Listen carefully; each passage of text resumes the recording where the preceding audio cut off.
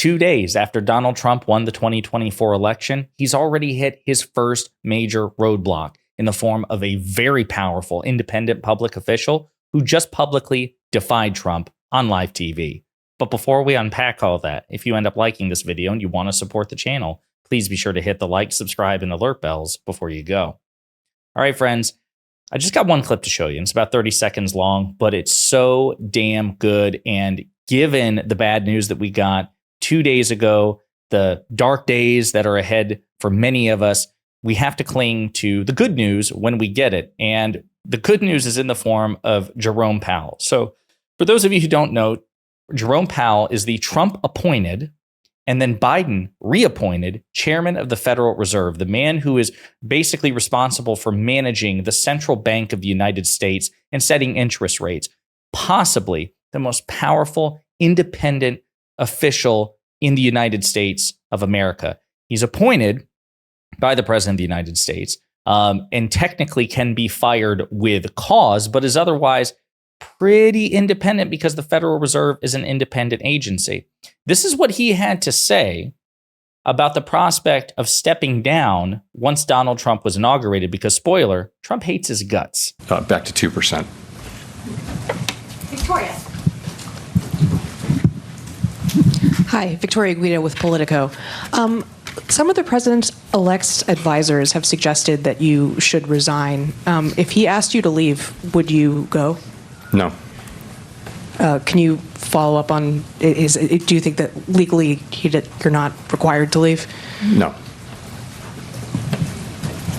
Mike? So even the reporter's like, okay. So again, this is important because, as is usually the case, again, Trump appointed this guy, but Trump appointed a lot of people who eventually recognized him for the lunatic that he is and turned against him, and campaigned against him, endorsed other people. Jerome Powell hasn't gone that far, but what I'm saying is it makes sense that this Trump appointee is somebody that Trump now hates.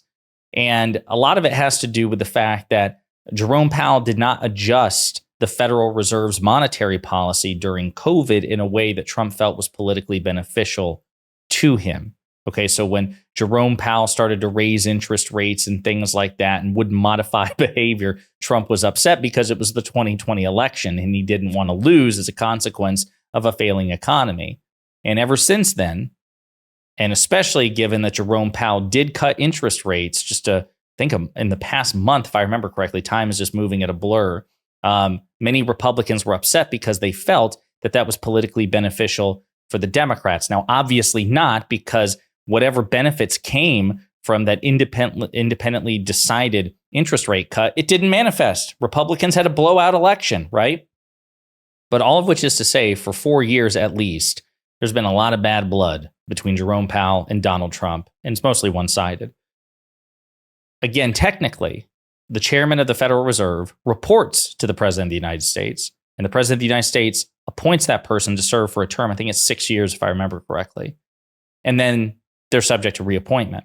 Well, Jerome Powell was reappointed to his position by President Biden. And so, what they're saying is basically, and the reporter's too polite to say this, Trump hates your guts. He thinks you're too independent. The whole Project 2025 paradigm is for the executive to assert, direct control over these so-called independent agencies, including the Federal Reserve, which, by the way, would be extraordinarily dangerous.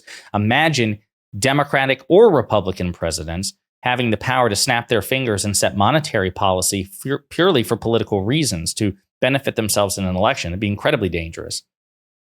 They don't do that. And the Federal Reserve has resisted pressure by Trump in the past to change course on monetary policy. But in order for them to bring the Fed under the president's control, they need a compliant chairman of the Federal Reserve. And Jerome Powell is not that. He doesn't take direct orders from President Biden or Donald Trump. And so for Jerome Powell to just bluntly, coldly, confidently, he didn't make a fuss about it. He didn't make it theatrical. He just answered the question very bluntly that, no, I will not leave. And no, I don't think he has the power to demote me. This is good and it's inspiring because it suggests a possibility that at least some people in certain key positions, still have enough of a backbone to defy Donald Trump. Now, it helps that Jerome Powell, again, is not a political appointee. It helps that Jerome Powell was reappointed by President Biden as proof of his bipartisan record. And I should say, a lot of Democrats did not like Jerome Powell, particularly because he did not lower interest rates until the last possible second. Senator Elizabeth Warren despises him, and understandably so. So again, it's not like this guy is a darling of the Democratic Party. Both sides have their beef with Jerome Powell. But the fact of the matter is he's not serving in the Trump White House. He's not the chief of staff. He's not Secretary of State. He's not Secretary of Defense. By the way, all of which should be staffed by competent people, but they're political appointees. Trump and his ilk want to expand the Venn diagram of political appointee and executive branch official into a total circle. They want to make it so that they can hire and fire at will anybody in the federal government under the executive branch, that there are no independent agencies. This is huge because, again, because he sets monetary policy in this country, because he sets the interest rates and manages the central bank, Jerome Powell is one of the most powerful members of the federal government and has a huge impact on the economy. As a matter of fact, the chairman of the Federal Reserve has more day-to-day impact on the American economy than the president of the United States.